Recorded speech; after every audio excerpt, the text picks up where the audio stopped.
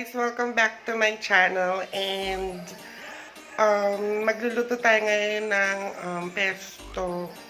Carbonara siya pero lagyan ko siya ng pesto. So, parang pesto na din siya. So, ito yung yung low budget pesto, creamy pesto. Kasi usually yung pag sinabing pesto pasta, pesto lang siya. That's it. So, papakita ko lang, sobrang dali lang gumawa ng sauce. Tapos lang papakita ko, naluto na ng pasta. Request by my sister-in-law. So, let's go ahead to rock and roll.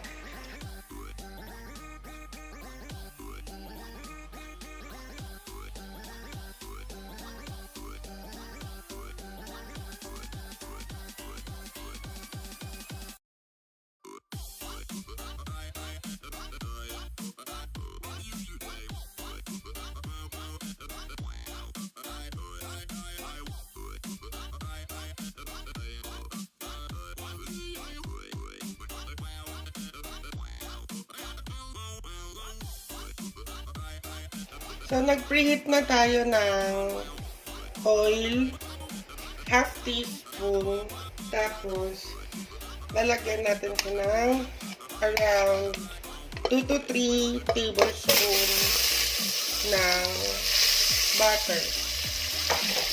Kaya may oil kasi madaling masunog yung butter. Kaya kailangan haluan siya ng cooking oil.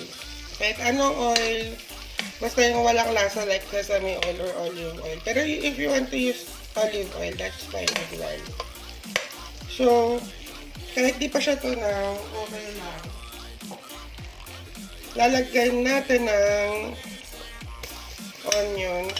Itong onions, kung tinatanong nyo or kung tatanungin nyo, kung bakit siya parang may mga bits ng may mga red or what.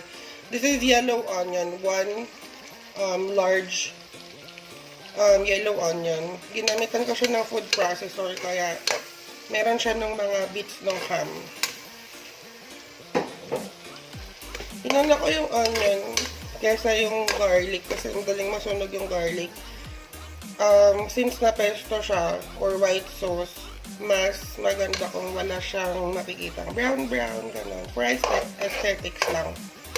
Pero if you want to saute the garlic first, that's fine. Kung gusto nyo na medyo brown, ganun. So, medium-low heat lang to. Hanggang mag-translucent lang.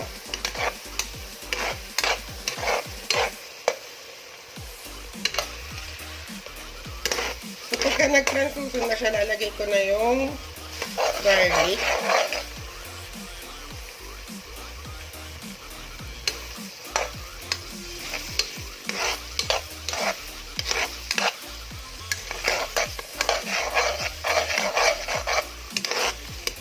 Bongga to. Pang ano to, pang midnight snack. So, gabi na naman tayo nag-video. Tulad mga dati natin yung video gabi. Kaso lang, wala akong ring light kasi naiwan ko siya sa apartment. Kaya medyo madilim.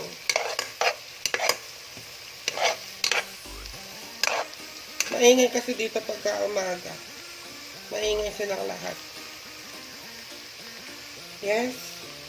Any challenges? May pagtingin ka pa. So, okay na itong onion.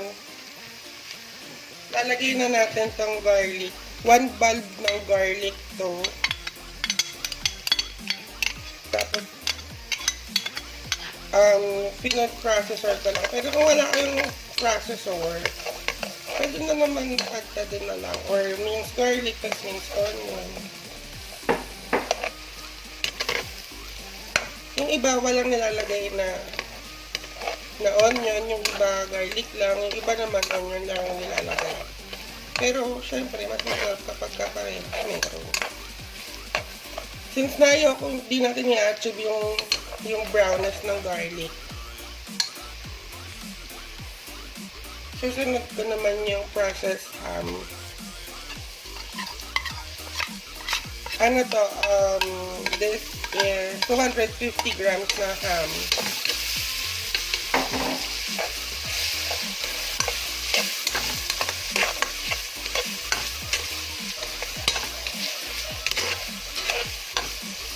don't really have to cook through the entire ham. Pwede lang siya din i-half cook or what kasi maluluto siya in the long run.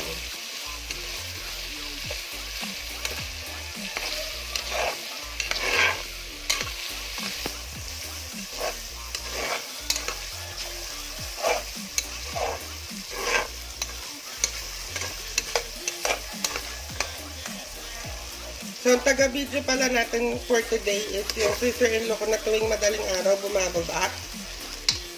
Kasi nagugutom. Request niya to kasi nga midnight snack daw. Midnight snack pero heavy meal. O diba? Taray. So, ayan, okay na tong ham, garlic, and onion. Maglalagay naman tayo ng 2 can ng tuna. Like, in oil lang to, any brand will do.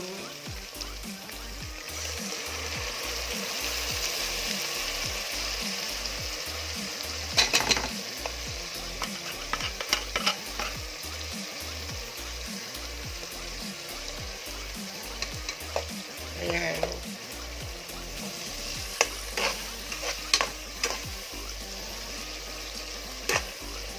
So, first, can. Durugin ko yung tuna. Pero it depends on you kung gaano kadaming or kung gusto niya na durog or hindi.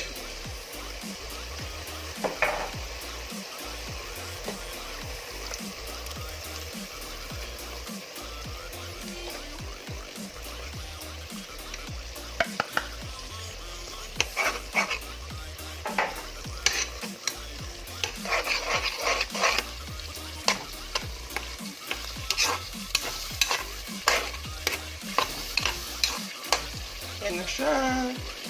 Simmer lang natin ng konti kasi simutin ko lang yung tuna.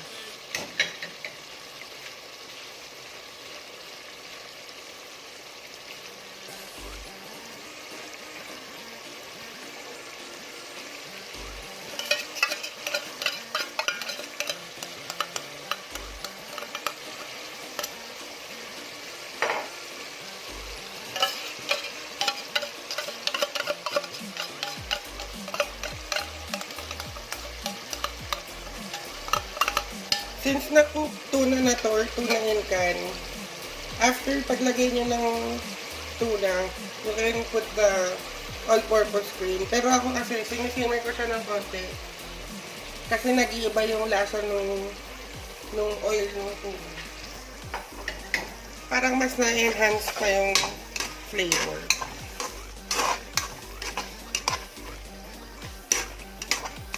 So, medyo nagda-dry na siya. Susunod kong ilalagay is yung pesto. Maglalagay lang tayo ng 1 tablespoon. Tapos, pero it depends on nyo kung anong brand or kung anong klaseng pesto. May pesto powder kasi. Meron ako nakita sa market. Pero meron din yung talagang pesto na nakabote.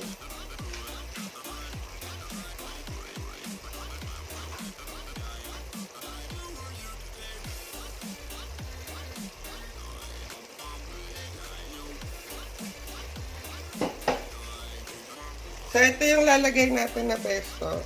Ayan.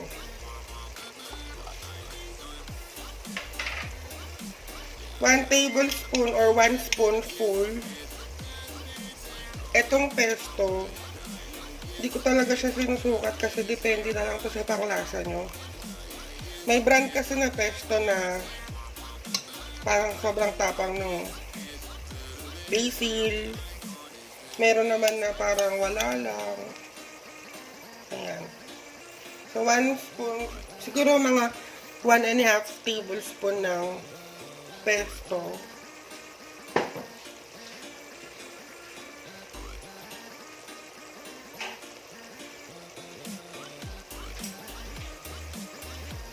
Tapos naglalagay din ako ng basil, 1 tablespoon.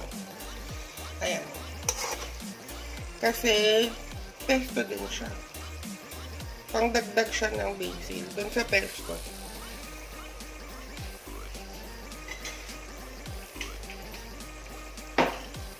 And then, haluin na natin.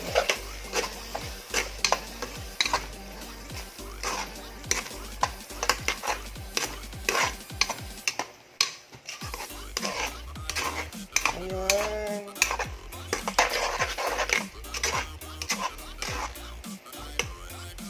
Bango na. Tapos lalagyan na natin itong all-purpose cream. 250 ml.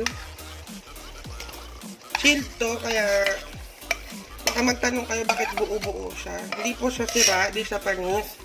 Chilled siya, kaya buo siya. Galing siya ng chiller.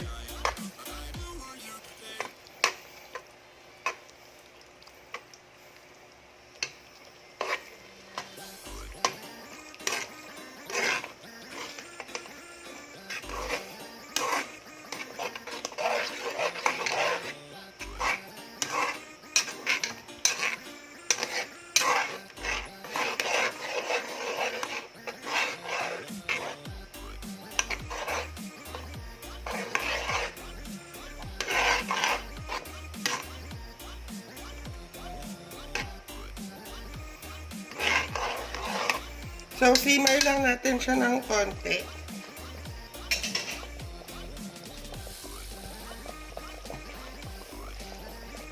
So, nagsisimmer na siya. So, ayan yung gusto kong ina-achieve. Yung parang medyo magtututong siya ng konti sa ilalim. Tsaka ako naman ilalagay yung mushroom.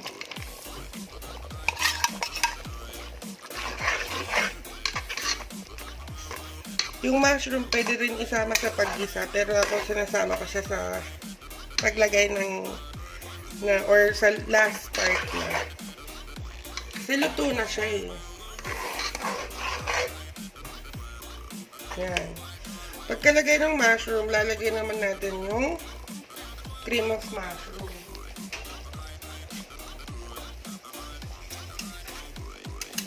Ito. Itong cream of mushroom, powdered cream of mushroom to. Haluin ko lang siya ulit.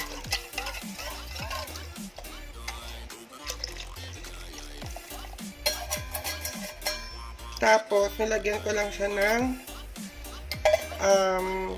2 cups of water.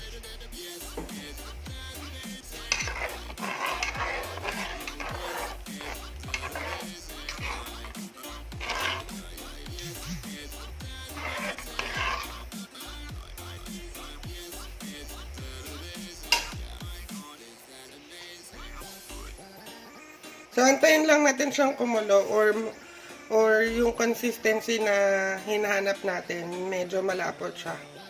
Tapos, ready to taste!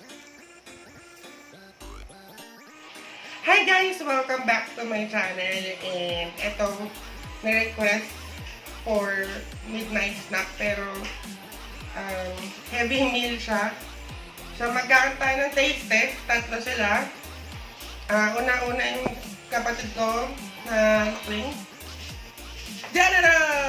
Yay! Clap, clap, clap, clap, clap. Kamarap ka sa camera. Sarap. Ano? Sarap. O, diba? Genesis! Kaya ako nakahala dyan.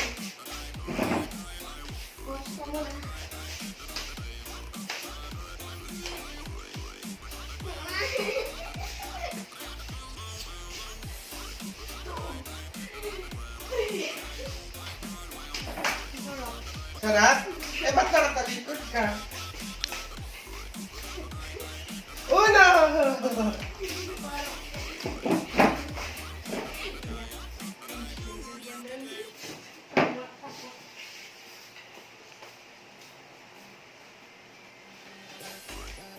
Sarap? Oh, mayroon ka sauce dito, oh. Ako naman titikim. Ito, madaming mushroom yung nilagay ko eh.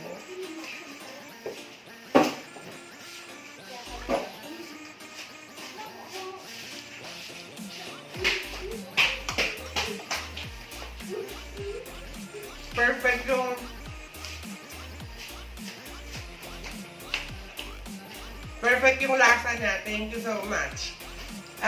Sakto lang yung pesto, hindi siya overwhelming. Nalalasan mo pa rin yung tuna. Yung usual na tuna yung can. With pesto. Yun. And thank you so much pala for watching. Kitchen with Yano. Don't forget to like, subscribe, and share this video para marami pa tayong videos. Thank you so much. And happy and enjoy extended enhanced community quarantine. Bye!